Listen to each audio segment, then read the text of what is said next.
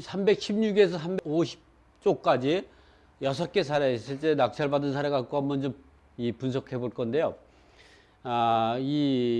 총 15개 사례인가 그런데 여기서 6개 사례만 16강을 하고 17강에서 나머지 9개 사례 갖고 분석해 보도록 하겠습니다. 16강에서는 이번 같은 경우는 이제 보면 6개 사례 갖고 우리가 이제 어떻게 우리가 분석하고 입찰에 들어가서 성공했는가 이 부분을 보면, 첫 번째 사례 같은 경우는 대림 아파트를 안미상 국매로 낙찰받아 가지고 비과세로 팔았던 사례 같은 경우는, 이 아파트는 이제 그 서울시 성동구 응봉동에 소재한 대림 아파트로 면적이 이제 28평형이다 보니까 소형평이 이제 해당이 되고, 이럴 때는 인기가 상당히 높았던 시절이 있죠.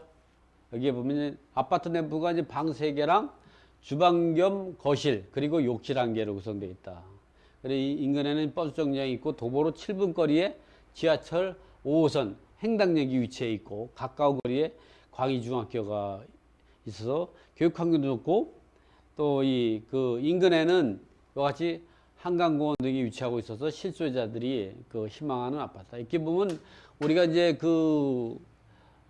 부동산을, 주택을 또는 이렇게 주택이나 아파트를 이렇게 살 때에는 실소유자가 사고자 하는 그 욕구가 있는 그런 위치에 있는 물건을 사야 되는데, 그럴 때 가장 중요한 거는 교통도 중요하고, 또 특별한 대가를 치르지 않고 우리가 조망권을 행사할 수 있는, 즉 뭐 한강 변이라든가 또는 주변에 산이 있다든가 또는 공원이 있다든가 이런 부분이 있다 그러면 매수 희망자들이 상당히 좋고, 또 요즘같이 또 시기에는 학군이 상당히 또 중요하죠. 학군들, 자녀들 교육이라는 그런 생각하고 부모들이 희생하고 그런, 지금 그런 게 언제까지 갈지 모르지만 어쨌든 그런 이유로 해가지고 부동산 가격을 상승시키는 하나의 요인이 되죠.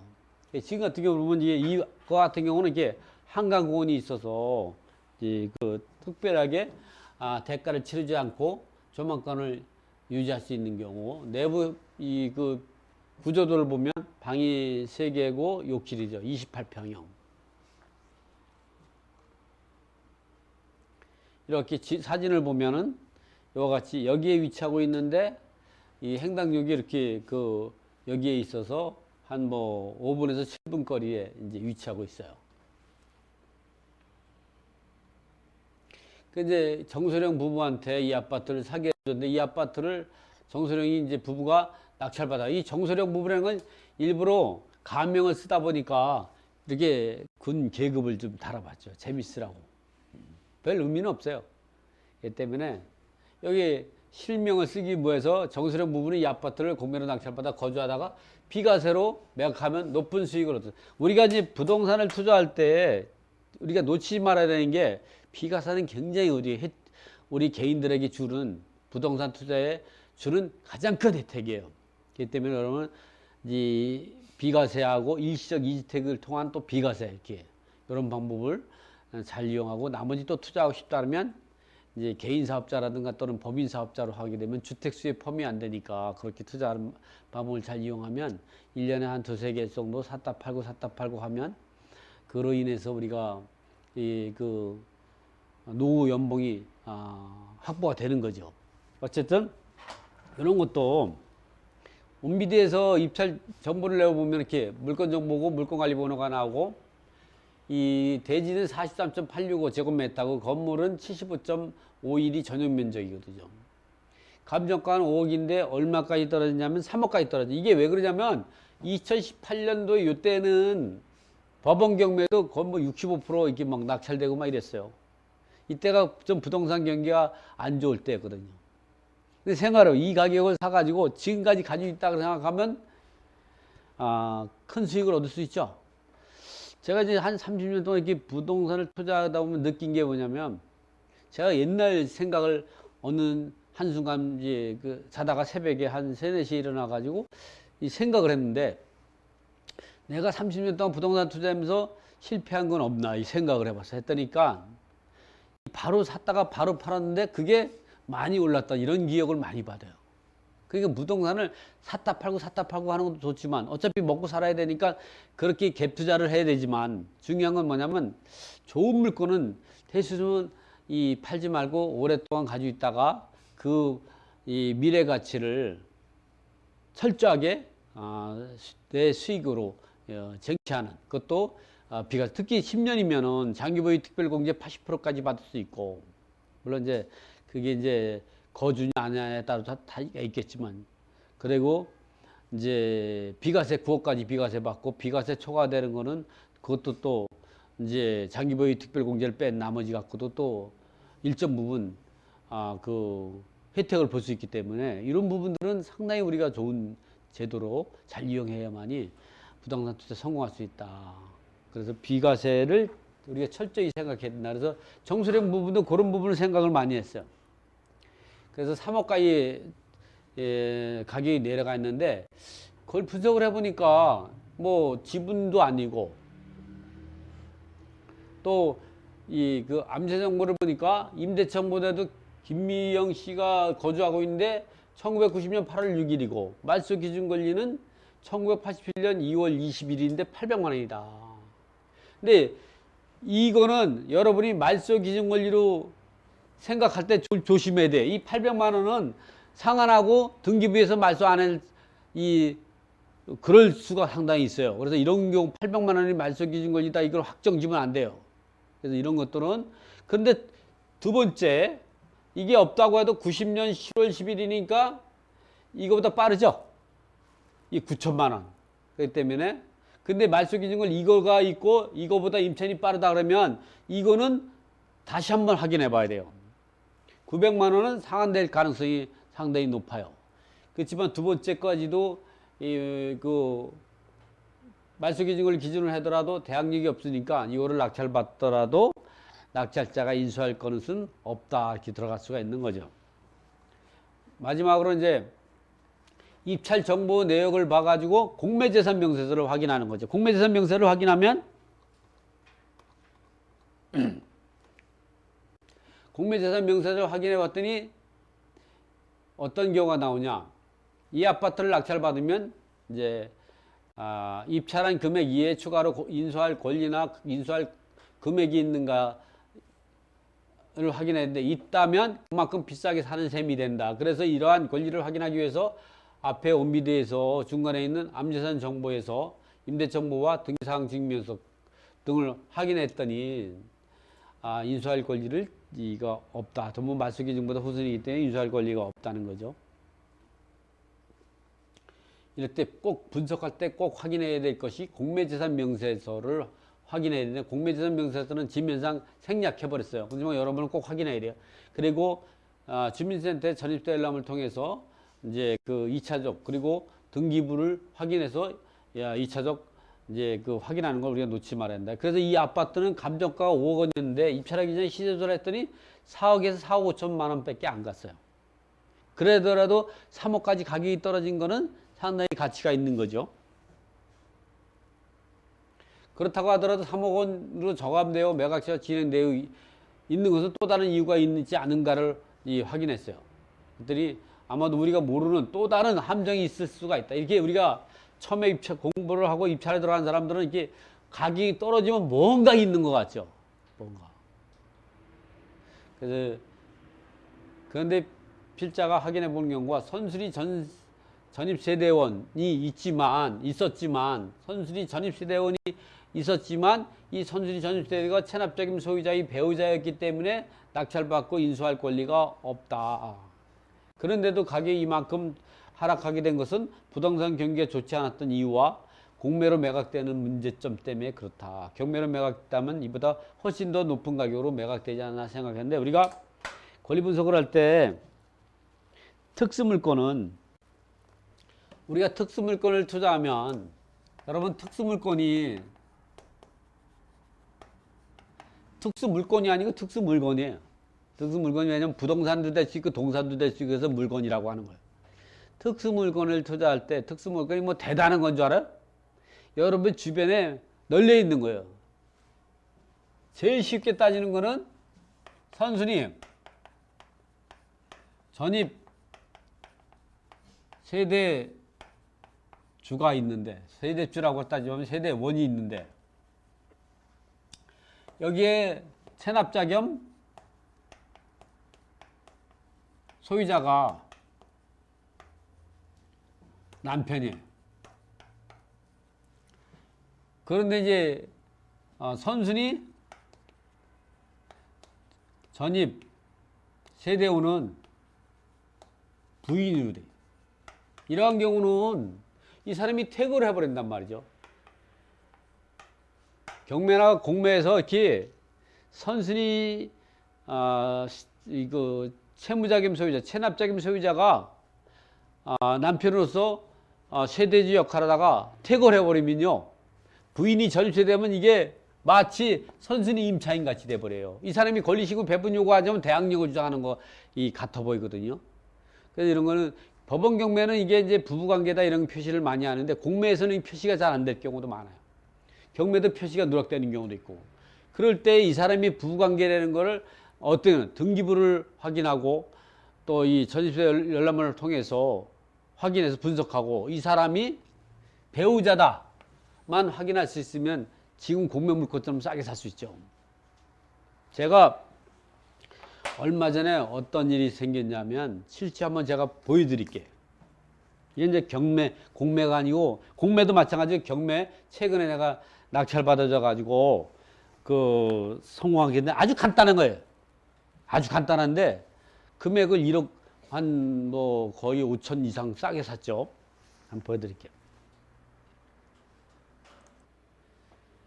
여기 보면 이제 최근에 이제 그 낙찰 받아줬던 것이 이제 보면 이와 같이 서울시 그리고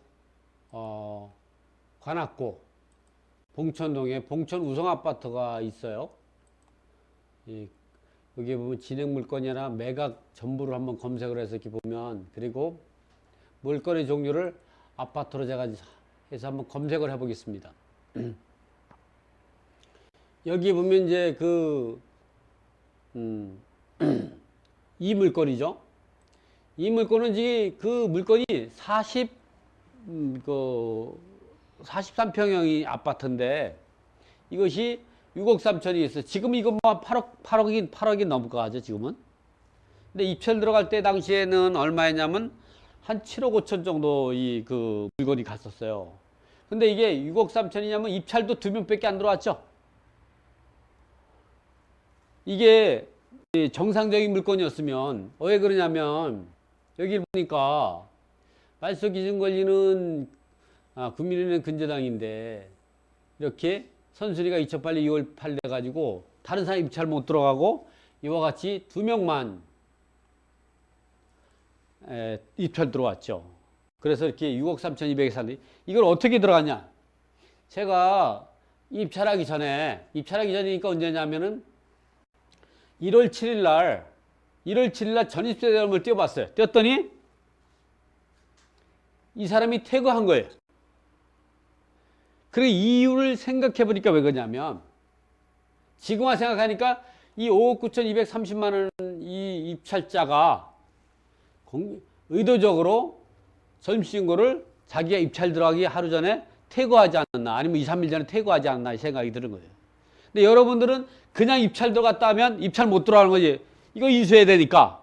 근데 하루 전에 주민센터에 가서 전입세 열람만 한 거로 해가서 이 사람이 퇴거해 버렸으니까 퇴거한 사람이 대항력이 인정이 될 수가 없죠. 이 사람이 배당 요구를 하고 퇴거를 했다면, 배당 요구 종기까지 배당 요구가 퇴거했다면 그 대항력과 우선 변제권이 그대로 유지돼요. 그래서 낙찰자 인수해야지만 배분 요구, 배당 요구 종기까지 배당 요구를 안 하고 퇴거하면 대항력은 사라지는 거예요. 인수할 게 없어요. 그래서 입찰 들어가 가지고 싸게, 이제 시세보다 얼마야? 7억 5천을 한 1억 2천 싸게 산 거죠. 지금 시세로 따지면 8억이 따지면 1억 7천 싸게 산 거죠. 이렇게 간단하게 우리가 발품을 팔아 가지고 그때 정확하게 전입세를 떼는 것만 갖고도 우리가 이 물건을, 이거는 43평형이에요. 근데 이거 이에 보름 있다가 34평형이 이 경매로 매각이 됐거든. 얼마 매각이 됐는가 봐드릴게요. 바로 있어요, 바로. 요거는 바로 이거는 이거 이에 얼마냐면 이제 요 34평형이 얼마냐면 며칠에 불과 보름 2주 1월 8일인데 1월 22일 날 매각이 됐는데 6억 8,500에 매각이 됐어요. 그러니까 저게 예를 들어서 저기 이건 20명이 들어왔어. 20명이. 근데 이 20명 중에서 전입세를 떼가지고 그게 세입자가 없었다고 생각하면 여기 안 들어가고 그거 들어갔겠죠? 이게 특수물건이에요. 이게 특수물건은 대단한 게 아니에요. 여러분이 발품을 팔아야 돼. 그거는 과거 30년 전에도 괜찮고 지금도 마찬가지. 이런 항상 이렇게 사각지대에 있는 게 있어요. 자, 요거는 좀 생략하고 다시 이제 우리가 원위치로 돌아가 가지고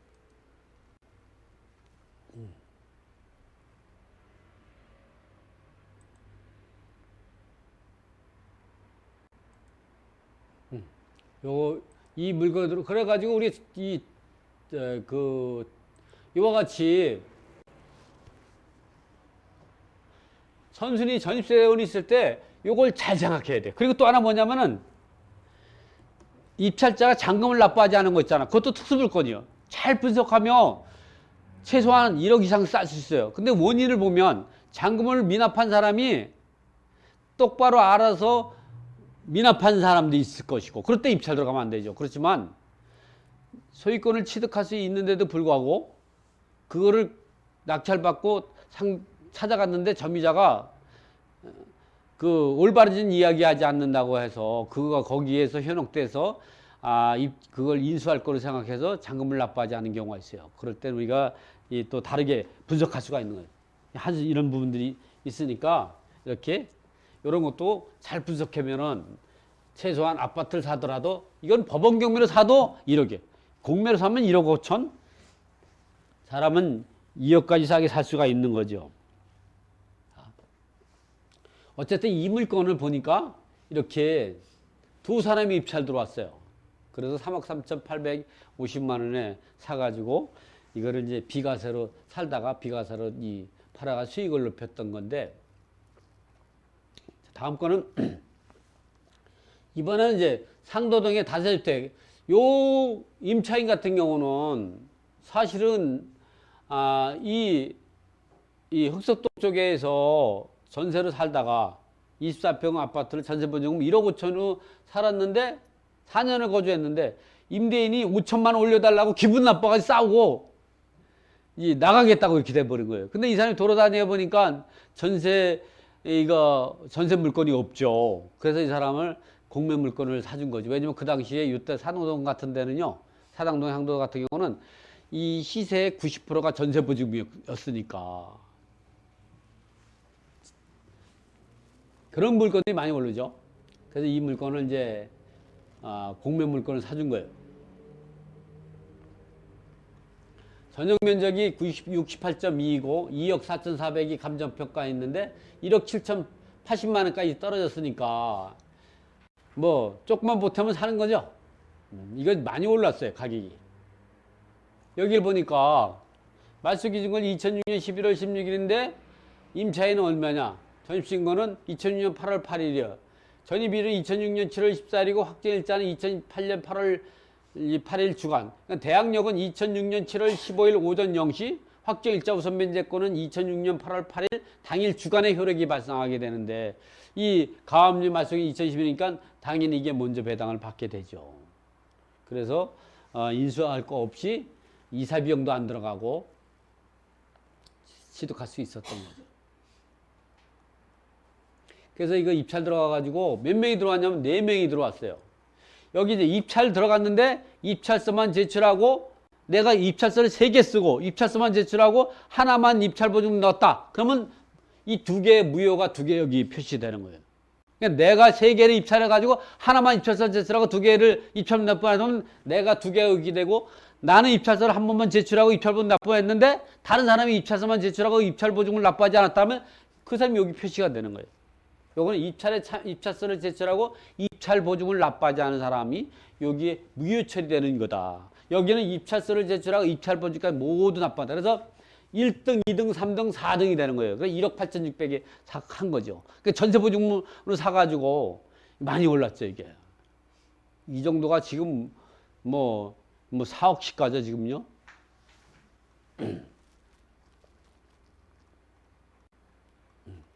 자, 이번에는 다가구주택을 전세보증으로 말해. 이 다가구주택도 우리가 잘 사용하면 어떻게 되냐. 다가구주택은 일단 경매나 공매가 들어가면요. 이게 몇 년 전부터 임차보증이에요. 그래서 그 사람들을 내보내고 새로인 전세보증을 올려가지고 채우면은 그 내가 낙찰받은 금액 갖고 가끔 보면 돌려받을 수가 있어요. 전세보증이 더 낙찰가보다 높아지는 경우가 생기는 경우가. 이게 다가구주택의 장점이 장점.